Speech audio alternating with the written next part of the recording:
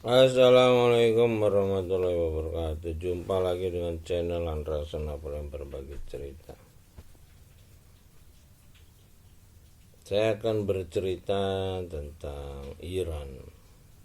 Iran ini negara yang menyatakan diri sebagai Republik Islam.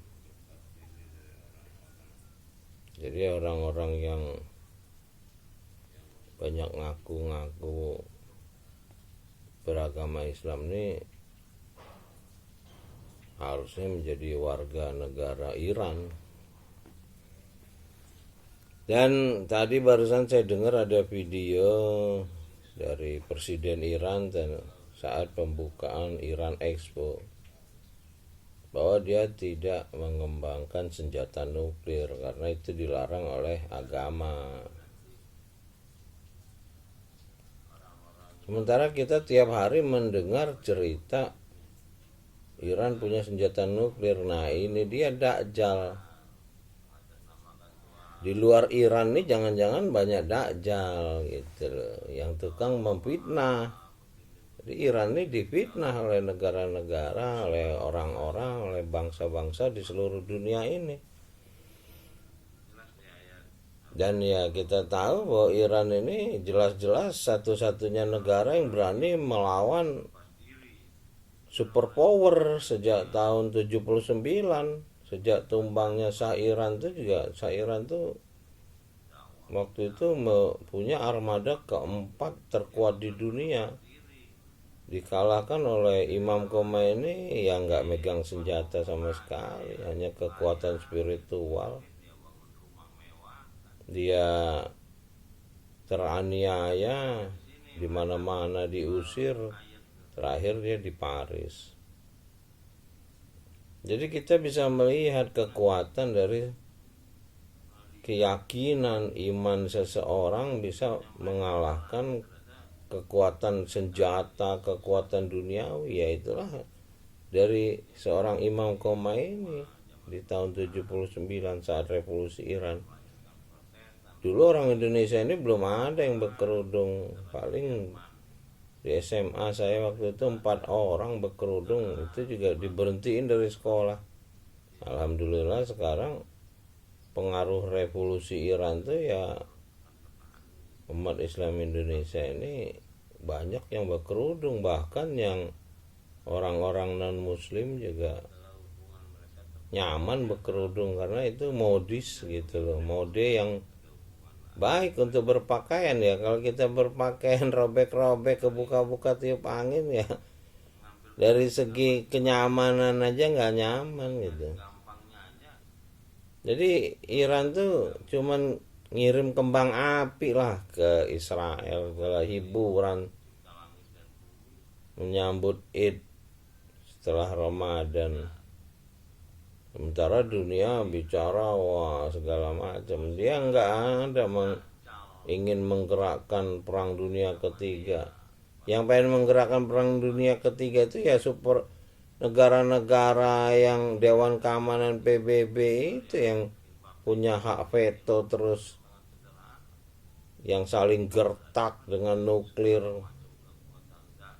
Ya memang Dewan Keamanan PBB itu yang punya hak veto itu mesti dibubarin karena mereka lah yang sebetulnya doyan perang. Mereka lah sumber fitnah dunia, Dajjal. Di dunia ini seolah-olah milik mereka. Nah, otaknya itu orang-orang Zionis yang sekarang pemerintah di Israel, yang punya keyakinan terhadap kitab Talmud, bukan petunjuk Tuhan. Mereka punya petunjuk untuk menguasai dunia. Talmud itu protokol Yahudi yang ingin menguasai dunia karena merasa ya dari dulu keserakan mereka, ya zaman Nabi Musa aja mereka udah nenek moyangnya Samiri itu Dajjal. Nabi 2 orang dia masih bikin patung sapi dan ada pengikutnya. Jadi kalau sekarang ini pengikut Dajjal di mana-mana ya normal, dan orang Yang bisa ngadepinya cuman orang-orang yang ikro. Itu yang diterima Nabi terakhir Muhammad SAW. Quran itu lalu disusun khalifah menjadi kitab. Zalikal kitabul la raiba fihi hudal lil muttaqin. Lalu orang-orang yang menjadi utusan yang melanjutkan Nabi, yaitulah para rasul. Kalau Nabi di stop, rasul tuh enggak. Mana ya, dunia ini banyak tukang fitnah ya, enggak sesuai kitab. Ikut kitab-kitab agama lain, ya agama lain memang rasulnya di stop. Kalau di kitab ini umat pengikut Nabi terakhir Muhammad SAW, rasulnya nggak di stop. Makanya azan tuh asyhadu an la ilaha illallah asyhadu anna Muhammad Rasulullah. Ya terjemahin aja anna Muhammad Rasulullah. Yasin wal Qur'anil Hakim innaka laminal mursalin. Jadi Quran itu menjadi ilmu yang untuk mengadili dunia ini agar seimbang memperhitungkan. Terus ya mereka yang beriman itulah utusan rasul-rasul yang membawa kitab ini ke seluruh dunia untuk menjaga dunia sebagai khalifah. Khalifah adalah orang-orang yang menjaga dunia. Kalau kata orang-orang wali murid menjaga murid, wali kota menjaga kota, wali gunung menjaga gunung. Ya jadi wali-wali itu yang menjaga alam semesta ini, itulah para utusan. Nah itulah yang dibilang Imam Mahdi walian mursida, wali-wali yang membaca kitab yang mendapat petunjuk. Mahdi itu kan petunjuknya ya kitab. Zalikal kitabul la raiba fihi hudal lil muttaqin. Ya mudah-mudahan makin banyak orang yang ikro dan menjadi cerdas seperti B.J. Habibie, menjadi manusia tercerdas di dunia, menciptakan hukum keretakan pesawat karena hikmah dari membaca kitab.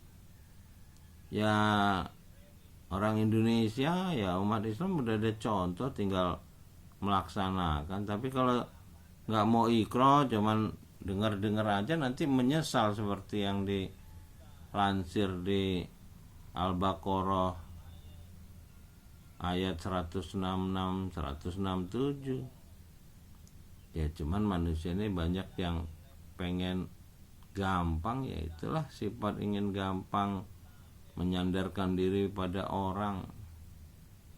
Ya kalau masih kayak gitu ya nyandarkan diri ke Nabi. Itulah mereka suka bicara mudah-mudahan dapat sapaan Nabi. Ini penceramah nih yang tukang ngomongin dapat sapaan Nabi. Ya sapaan Nabi itu kitab itu loh. Kalau dibaca ya bergunalah untuk kehidupan kita, mengikuti jejak para nabi. Bukan Nabi Muhammad aja, para nabi. Nabi-nabi itu sama, jujur ilmunya, peduli berbuat baik. Bukan serakah sama dunia, membangun harta kekayaan dunia. Dia harta kekayaannya alam semesta ini. Ya mudah-mudahan kita bisa diberi kekuatan yang menolong, dibersihkan sehingga kita bisa ikro, menyentuh kitab. Karena udah dibilang tidak menyentuh kitab itu kecuali orang-orang yang sudah dibersihkan tuh ya kita udah punya sifat jujur.